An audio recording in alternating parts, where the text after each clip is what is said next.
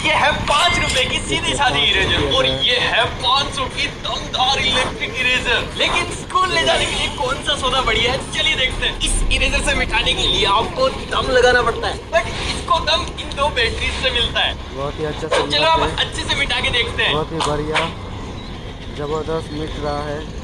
देखने के बाद वाह यार, इसने तो अच्छे से मिटाया। समझ कर दिया। इसने तो पेपर फाड़ दिया, लेकिन इससे जल्दी निपटा दिया। ये खो गई तो नहीं मिलने वाली, लेकिन ये नहीं खोएगी। इस पे मैं नाम लिख दूंगा। और किराने पर ये वाली तो क्रैक हो गई, लेकिन इसको भले आसमान से टपका दो, कुछ नहीं होगा। तो इलेक्ट्रिक इरेजर अपनी जगह बढ़िया है, लेकिन मैं अपनी स्कूल की यादों से समझौता नहीं कर सकता।